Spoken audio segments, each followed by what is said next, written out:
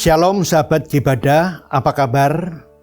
Saya terus berdoa agar saudara sekalian tetap setia dan bersemangat dalam mengikuti gerakan baca dengar Alkitab atau Gibadah. Masih bersama dengan saya Pendeta Harsanto Adi dari Gereja Gerakan Pentakosta. Hari ini kita akan membaca kitab Bilangan pasal 34 sampai 36. Tidak terasa kita sudah sampai di penghujung kitab Bilangan. Apa kesan saudara setelah membaca kitab Bilangan? Sudahkah saudara melihat kembali sikap saudara ketika membaca kisah bangsa Israel? Sosok Tuhan yang seperti apa yang saudara temukan? Musa mengingatkan generasi kedua bangsa Israel supaya mereka mengakui kedaulatan Tuhan dan melakukan yang terbaik bagi misi diberikan Tuhan. Dalam pasal 34-36 berisi tentang akhir perjalanan selama 40 tahun di padang gurun. Ini adalah momen yang berharga bagi bangsa Israel. Pasal 34 menceritakan tentang batas-batas tanah perjanjian. Pemilik tanah itu adalah Tuhan. Batasnya adalah Gurun Sin di sebelah selatan, Laut Besar dan pantainya di barat, Gurun Hor di utara, dan Sungai Yordan di timur. Sebenarnya, tanah ini bisa didapatkan 40 tahun yang lalu. Namun, karena mereka tidak percaya kepada Tuhan, mereka berputar-putar di tempat yang sama selama itu. Generasi pertama yang tidak taat mati di padang gurun. Generasi kedualah yang menaklukkan tanah Kanaan. Dengan cara diundi, tanah Kanaan dibagikan kepada 9 suku, tidak termasuk suku Ruben, Gad, dan setengah suku Manasye. Suku Lewi juga tidak termasuk dalam pembagian ini, tetapi mereka menerima 48 kota di berbagai wilayah Kanaan sebagai warisan dan menjadikan 6 kota di antaranya sebagai kota perlindungan. Kita semua berada di padang gurun sekarang.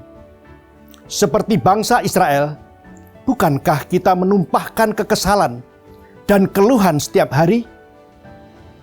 Saudara, mulai hari ini, marilah kita berhenti mengeluh dan merasa tidak puas. Kiranya kita mau beralih ke kehidupan yang percaya dan taat pada Tuhan. Kita berharap menikmati berkat untuk mendapatkan tanah perjanjian melalui ketaatan. Terima kasih, kita sudah menyelesaikan pembacaan kitab Bilangan. Sekarang, marilah kita membaca Bilangan pasal 34 sampai pasal 36 bersama-sama.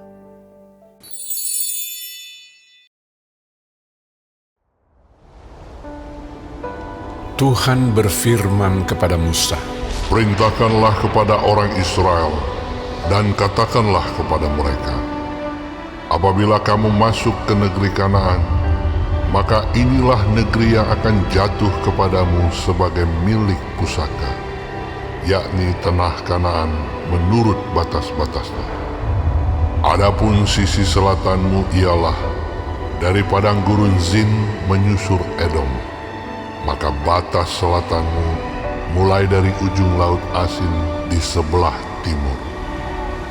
Lalu batasmu membelok di selatan pendakian Akrabim, terus ke Zin dan berakhir di sebelah selatan Kades Barnea.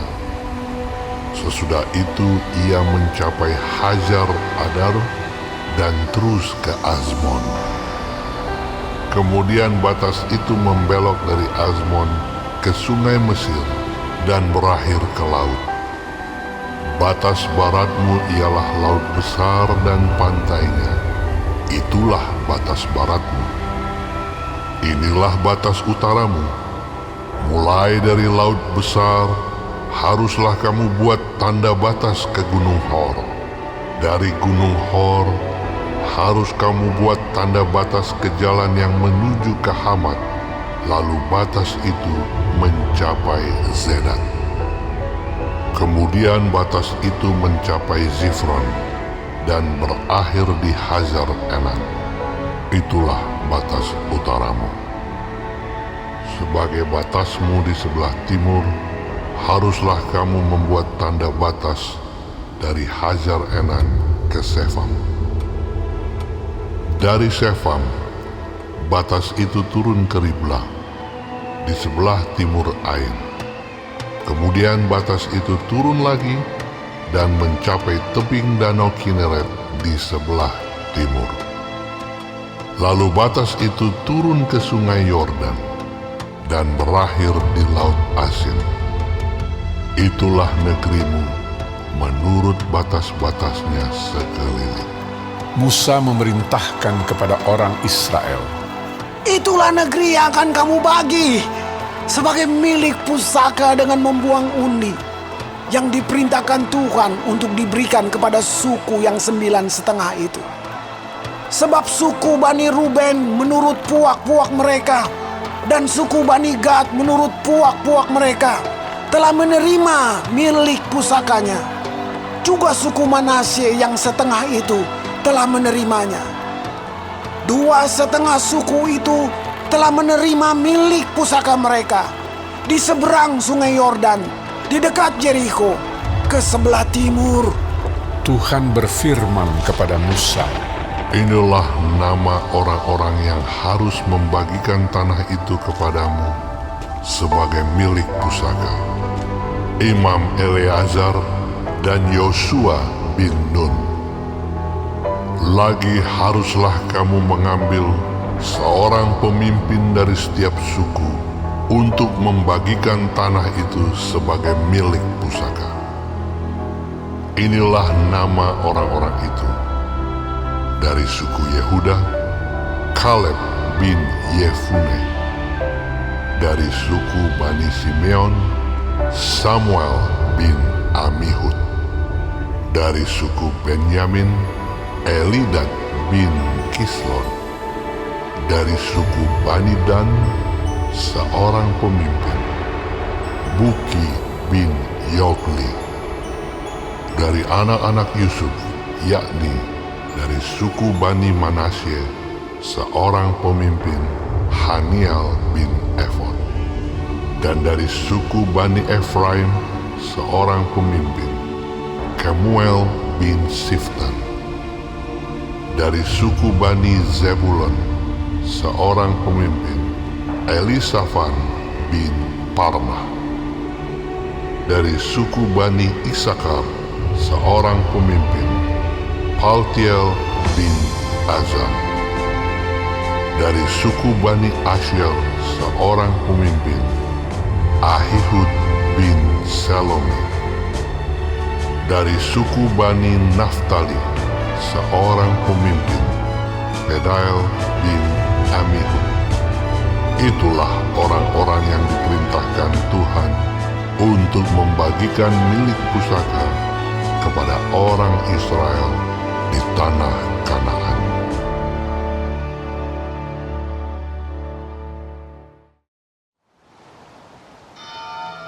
Tuhan berfirman kepada Musa di dataran Moab, di tepi sungai Yordan, di dekat Yeriko.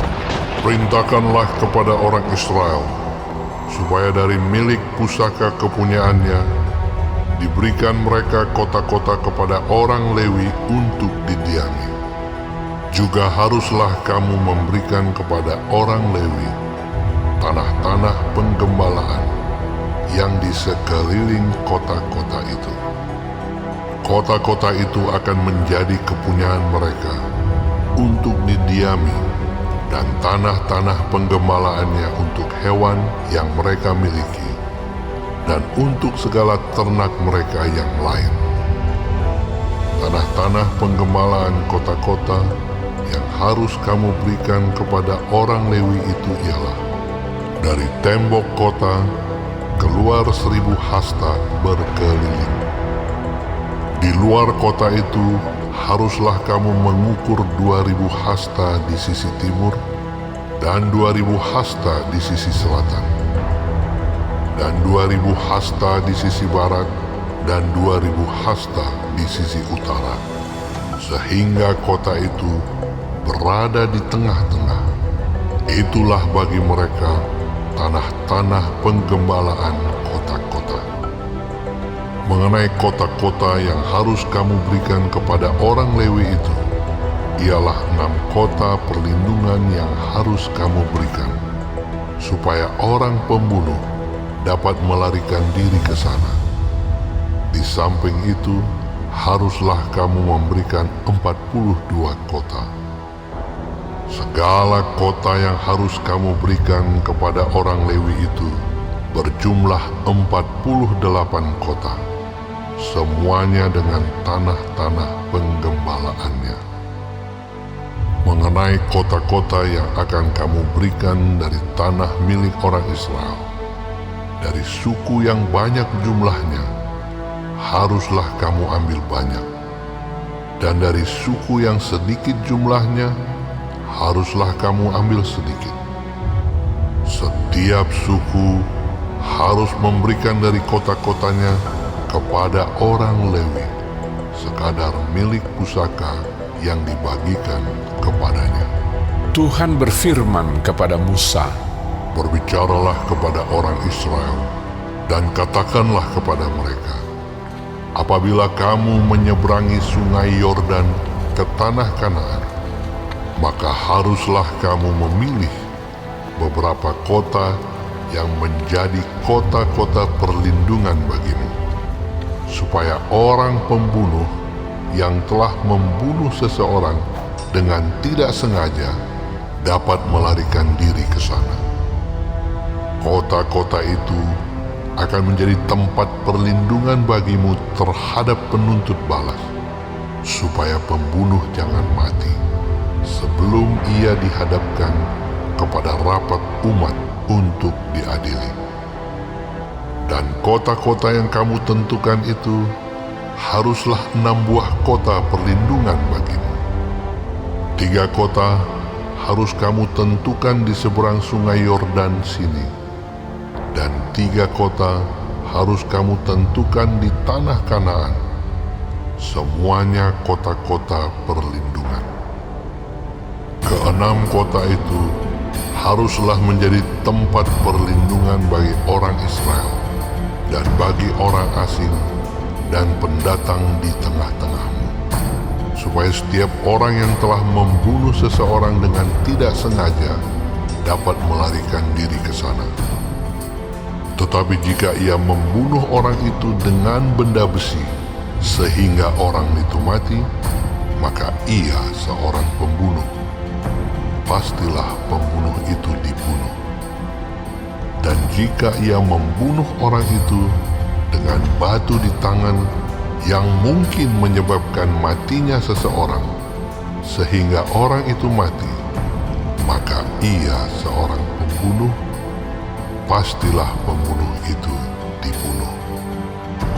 Atau jika ia membunuh orang itu dengan benda kayu di tangan yang mungkin menyebabkan matinya seseorang sehingga orang itu mati, maka ia seorang pembunuh. Pastilah pembunuh itu dibunuh. Penuntut darahlah yang harus membunuh pembunuh itu. Pada waktu bertemu dengan dia, ia harus membunuh dia. Juga jika ia menumbuk orang itu karena benci atau melempar dia dengan sengaja sehingga orang itu mati, atau jika ia memukul dia dengan tangannya karena perasaan permusuhan sehingga orang itu mati, maka pastilah si pemukul itu dibunuh. Ia seorang pembunuh. Penuntut darah harus membunuh pembunuh itu pada waktu bertemu dengan dia. Tetapi jika ia sekonyong-konyong menumbuk orang itu dengan tidak ada perasaan permusuhan atau dengan tidak sengaja melemparkan sesuatu benda kepadanya, atau dengan kurang ingat menjatuhkan kepada orang itu sesuatu batu yang mungkin menyebabkan matinya seseorang, sehingga orang itu mati, sedangkan dia tidak merasa bermusuh dengan orang itu dan juga tidak mengikhtiarkan celakanya, maka haruslah rapat umat mengadili antara orang yang membunuh itu dan penuntut darah menurut hukum-hukum ini. Dan haruslah rapat umat membebaskan pembunuh dari tangan penuntut darah. Dan haruslah rapat umat mengembalikan dia ke kota perlindungan, ke tempat ia telah melarikan diri. Disitulah ia harus tinggal sampai matinya imam besar yang telah diurapi dengan minyak yang kudus.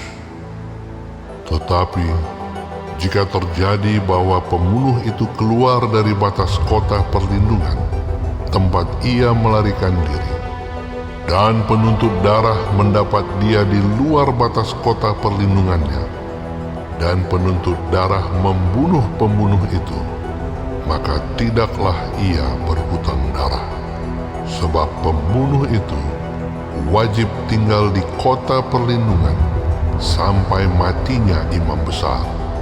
Tetapi sesudah matinya imam besar, bolehlah pembunuh itu kembali ke tanah kepunyaannya sendiri.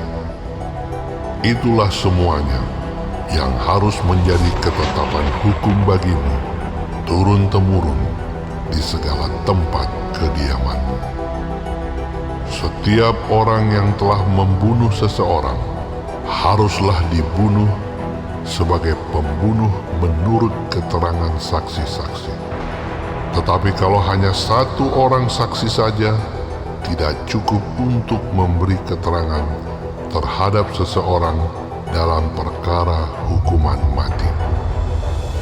Janganlah kamu menerima uang tebusan karena nyawa seorang pembunuh yang kesalahannya setimpal dengan hukuman mati, tetapi pastilah ia dibunuh. Juga janganlah kamu menerima uang tebusan karena seseorang yang telah melarikan diri ke kota perlindungannya, supaya ia boleh kembali untuk diam di tanahnya sebelum matinya imam besar. Jadi janganlah kamu mencemarkan negeri tempat tinggalmu, sebab darah itulah yang mencemarkan negeri itu. Maka bagi negeri itu tidak dapat diadakan pendamaian oleh karena darah yang tertumpah di sana, kecuali dengan darah orang yang telah menumpahkannya. Maka janganlah najiskan negeri tempat kedudukanmu, yang di tengah-tengahnya aku diam, sebab aku, Tuhan, diam di tengah-tengah orang Israel.